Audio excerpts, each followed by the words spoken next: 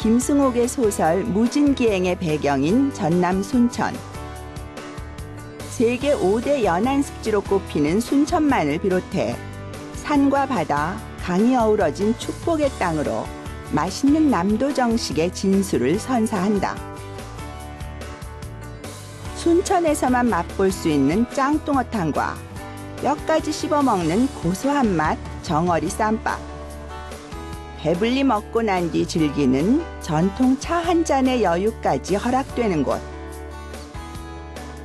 전남 순천으로 한여름의 꿈 같은 미각 여행을 떠나보자.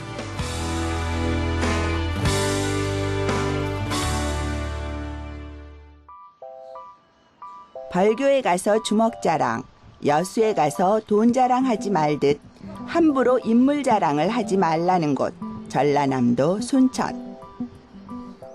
사람들의 빼어난 미모로 유명한 고장이지만 그보다 먼저 우리들의 마음을 빼앗는 것은 산과 호수, 갯벌이 한데 어우러진 아름다운 풍경이다. 광활한 갯벌과 갈대밭으로 유명한 순천만은 순천의 1등 보물. 우리나라의 최대 생태 관광지이자 세계 5대 연안습지로 손꼽히는 곳이다. 여수반도와 고흥반도가 남북으로 길게 에워싸고 있어 항아리 모양을 하고 있는 순천만. 강하구를 비롯해 갈대밭과 갯벌, 섬 등이 다양한 모습으로 자리하고 있어 계절별로 아름다운 수채화를 그려내는데, 특히 여름에서 가을로 건너갈 무렵 열리는 순천만 국제정원 박람회는 마음의 여유를 찾아주는 힐링 여행 코스로 알려져 있다. 갈대와 갯벌 구경은 기본, 맛깔스런 전라도 음식이 덤으로 얹어지는 순천 여행. 그 중에서도 가장 먼저 맛봐야 할 음식이 있다. 순천만의 한 향토 음식점. 순천 토박이들도 인정하는 별미 짱뚱어탕을 선보이는 곳이다. 짱뚱어 하면 아무래도 순천만이 더 유명하죠. 갯벌도 깨끗하고 하니까 거기서 나오는 그 깨끗한 갯벌에서 나오는 그 자랑 짱뚱어니까 훨씬 더 유명하죠. 순천만 지역을 대표하는 유명 생선 짱뚱어. 색깔도 거무튀튀한 것이 꼭 날개처럼 생긴 등 지느러미가 메기를 닮았다. 못생긴 외모와 달리 순천의 갯벌이 청정하다는 걸 인증해주는 고마운 생선이기도 하다. 순천 지방에서는 한때 돼지 먹이로 줘도 주둥이로 밀어내버린다고 할 만큼 흔했지만 지금은 맛과 영양으로 승부, 귀한 대접을 받고 있다. 짱뚱어탕은 보편적으로 예전에는 그 겨울에 가을에 그 무시래기 말려가지고 끓이잖아요. 많이 먹었잖아요, 힘들 때도. 이것도 오거든요, 그런 식으로. 추어탕처럼 고기 삶아서 뼈 발라내고 살 발라내고 해가지고 그 뼈 머리만 갈아가지고 무시래고 그 무시래기랑 넣고 된장이랑 버무려서 이렇게 끓이는 거예요. 약간 맛을 잘 모르시는 분들은 추어탕하고 같다고 말 하시는데 그 추어탕하고 맛이 좀 틀리거든요. 짱뚱어는 지방이 없기 때문에 훨씬 더 담백해요. 청정갯벌로 유명한 순천의 향토밥상. 원래 짱뚱어는 전골로 끓이거나 그냥 구워 먹어도 맛있는데 추어탕 솜씨가 유명했던 순천에서는 요즘도 탕으로 즐겨 먹는다. 살이 통통하게 오른 짱뚱어를 뜨거운 물에 삶아 내장과 뼈를 추려내고 재래식 된장으로 맛을 낸 전라도의 별미 짱뚱어탕. 우거지를 듬뿍 넣어 구수하고 갖은 양념 덕분에 얼큰한 맛이 나는데 아무것도 먹지 않고도 한 달을 사는 짱뚱어야말로 최고의 스태미너 음식.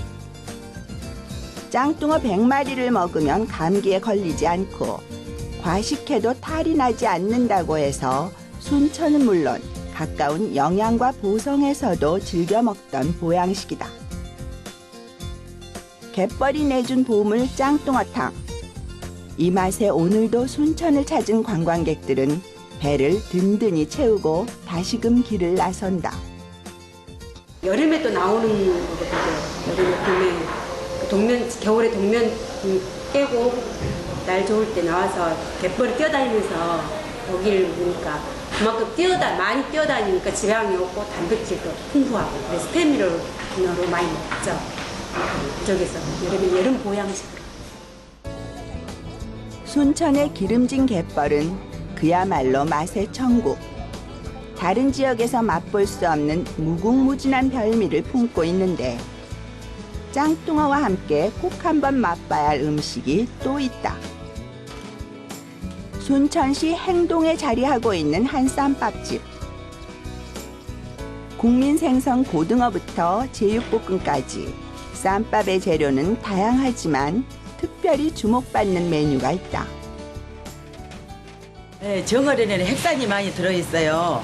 근데 정어리 그 핵산이란 것은 우리 몸속의 노화를 억제하고 또 세포를 형성시켜주는 거예요. 그것이 바로 정어리입니다. 그 핵산. 핵산이라는 영양의 보고로 알려져 있는 생선 정어리.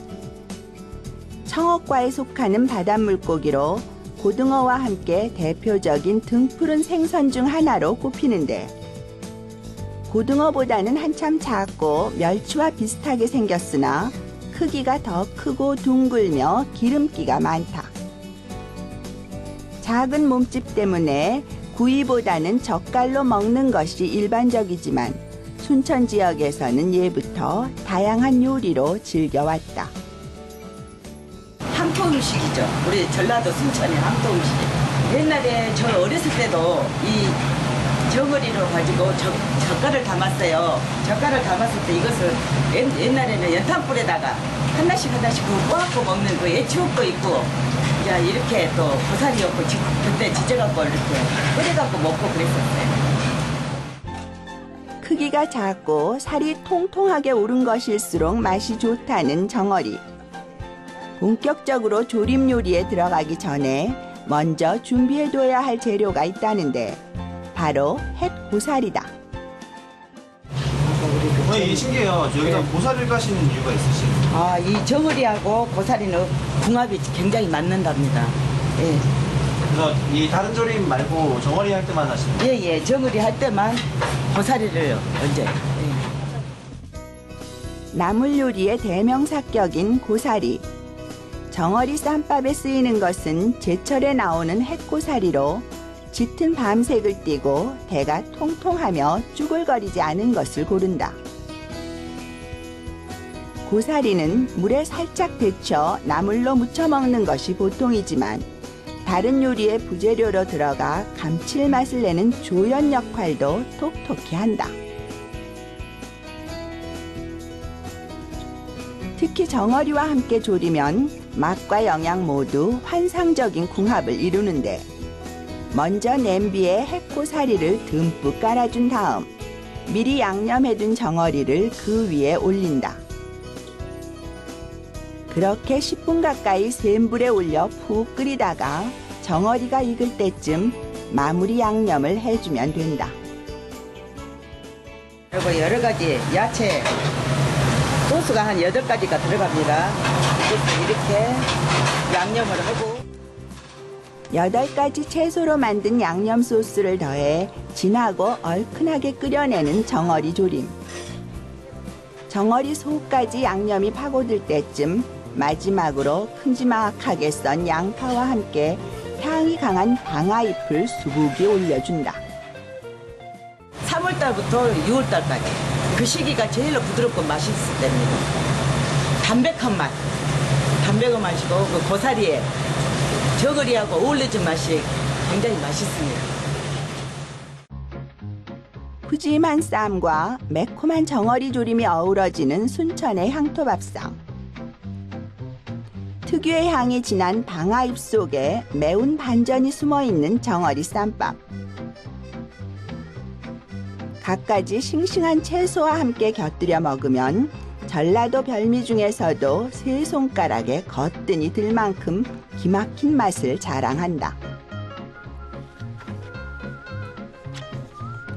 고등어 쌈밥과 조리법은 거의 같지만 자작하게 조려낸 정어리는 뼈째 씹히는 맛이 독특해서 미식가들의 입맛을 쉽게 사로잡는다. 얼큰하면서도 입에 쫙 달라붙는 맛. 방아잎 덕분에 비리지 않고 담백해 아무리 먹어도 질리지 않는다. 더불어 정어리는 비타민 D와 칼슘의 보고, 몸이 건강해지는 기분은 덤으로 얹어진다. 한결같은 마음으로 해야죠.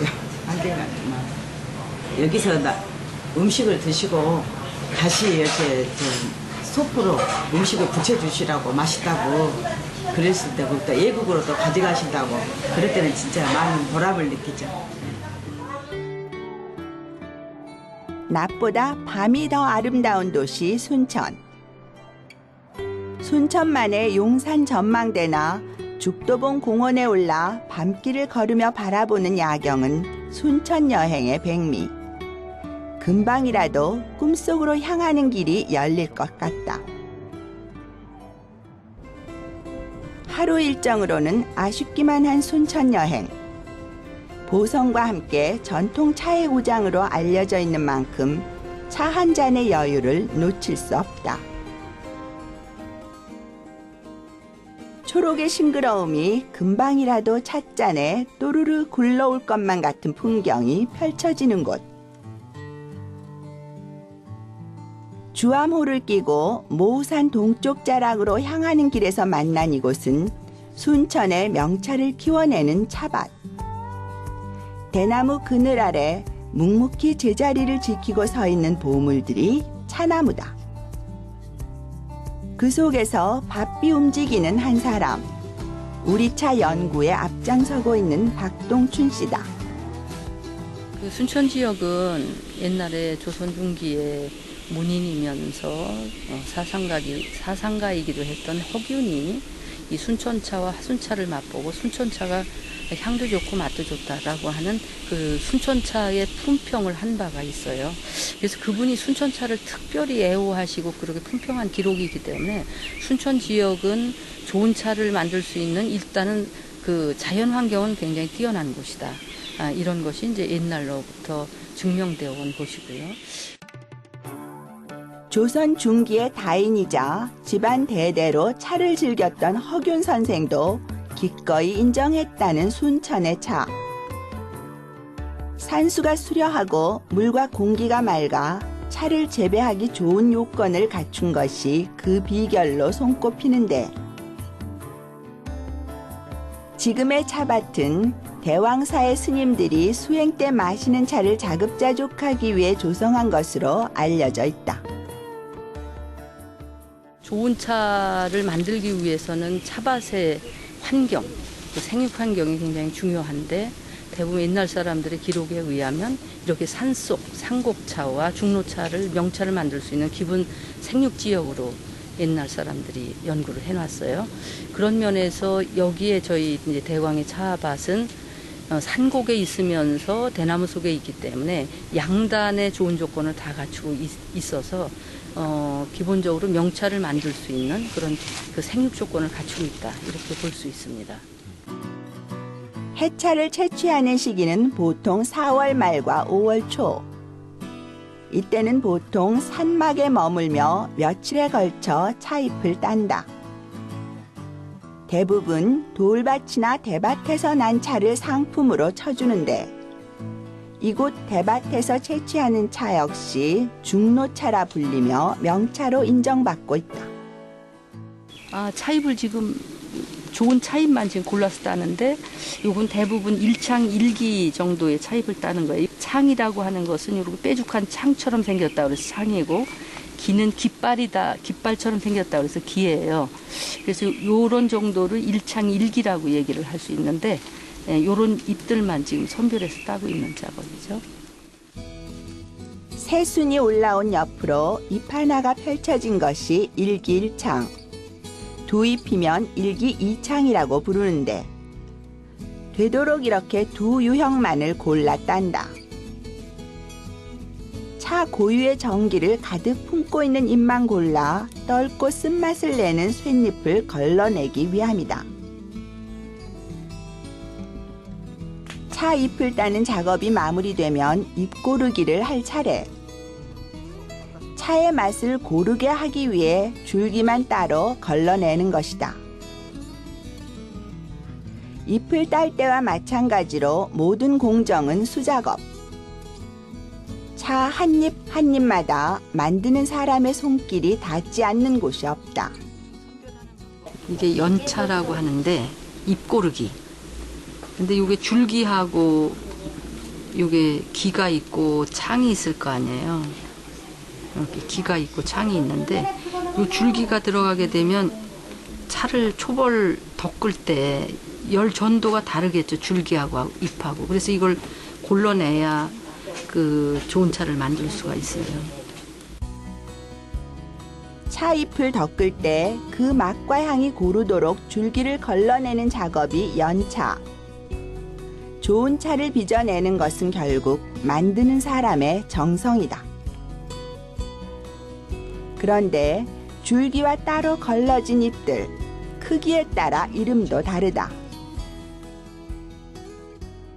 세작, 중작, 대작, 이걸 대작이라고 하는데 이것은 차잎의 크기를 가지고 명칭을 붙인 거죠. 세작은 어린 잎, 그보다 조금 더 큰 걸 중작, 그 다음에 큰 잎을 대작이라고 하는데 이 밀도 면제에서 차 맛의 향이나 맛은 세작, 중작, 대작 이렇게 맛 차이가 나겠죠. 고구전 한 가닥 새순만을 따서 만든 것이 세작. 그보다 잎이 큰 순서대로 중작과 대작으로 구분하는데 잎의 크기가 작을수록 차의 맛과 향이 조밀하고 부드러운 맛을 낸다. 그래서 세작에서는 아까 설명한 것처럼 맛이나 향이나 기운이나 이런 것들이 굉장히 조밀하게 드러난다고 한다면 중작은 약간 그 맛 자체가 이렇게 엉성해지는 거예요. 대작은 쓴맛이나 뜰분 맛이나 이런 것들이 많아서 시원한 맛은 강화되는데 이런 거 이 세작이나 중작보다는 이 맛이 좀 거칠다고 할까요? 그래서 이제 고급차는 이 세작을 따서 만드는 것이죠. 이제 정성껏 고른 차잎을 덮을 차례. 차를 덮는다는 것은 거센 장작불을 지핀 후 쇠냄새가 나지 않는 무쇠솥으로 올려 차잎을 볶아내는 과정이다. 이 작업은 이 솥 온도가 300도에서 350도 되는 고온의 그 온도에서 차잎을 덮어내는 작업을 하는 건데 이걸 살청이라고 해요. 살청은 차잎이 가지고 있는 그 엽록소의 맛이라든가 또는 독성이라든가 이런 걸 중화시키는 1차적인 작업을 살청이라고 해요. 차잎이 품고 있는 독성과 떫은 맛을 고온에서 덜어내는 순간 은은한 향기가 피어날 즈음 날렵하게 차잎을 감춰 담아낸다. 이때 가장 중요한 것은 불의 세기를 조절하는 것. 적당한 세기의 불과 호흡을 맞춰가며 솜씨 좋게 덮어내야 비로소 명차가 된다. 자기가 이 불의 조절을 하면서 차잎의 덮기를 어느 정도 하는 것이 가장 적합하다라는 것을 판단해내는 건데 그 과정을 우리는 제다의 연구라고 표현을 하죠.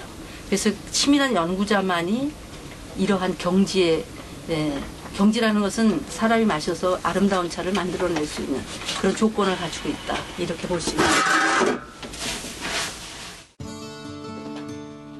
차를 덮은 후엔 유념을 할 차례.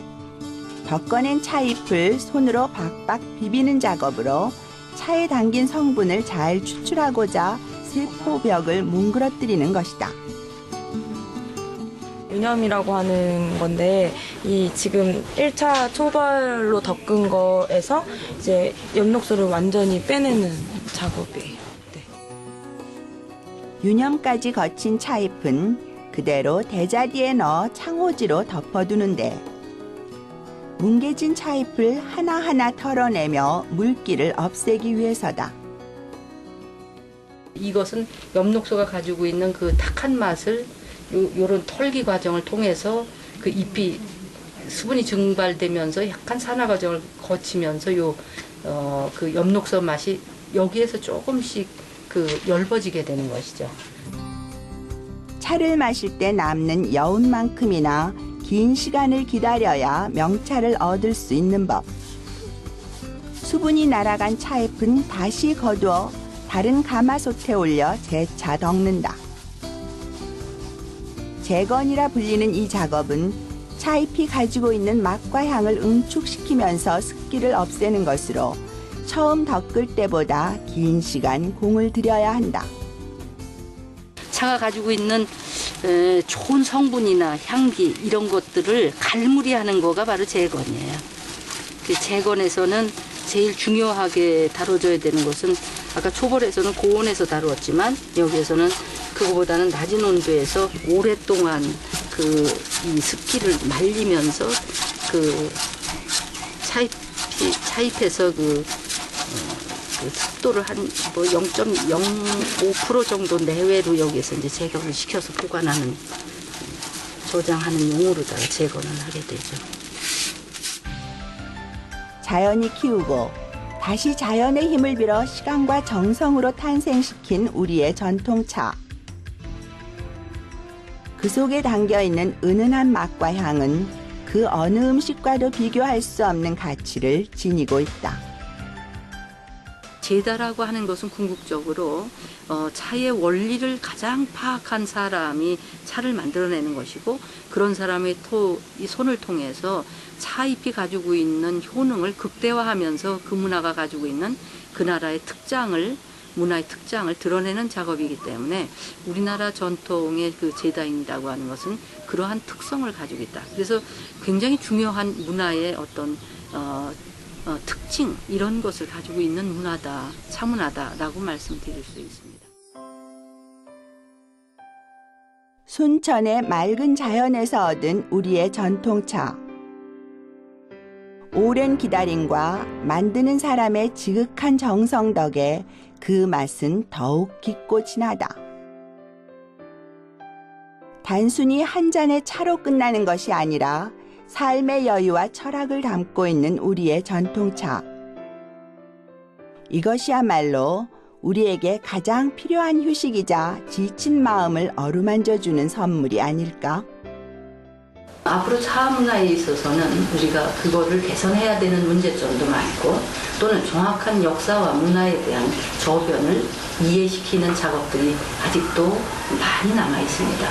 그래서 차가 가지고 있는 문화적인 층의 이해를 통해서 차가 가지고 있는 좋은 점들을 일반에게 이해시킴으로 해서 음료로서의 상당한 고상한 음료였다고 하는 점, 그리고 건강에도 굉장히 유용했다고 하는 차의 특별한 중요성, 이런 것들이 일반에게 널리 확산되기를 기원합니다. 전라남도 순천의 밥상에는 오늘도 꽃이 핀다.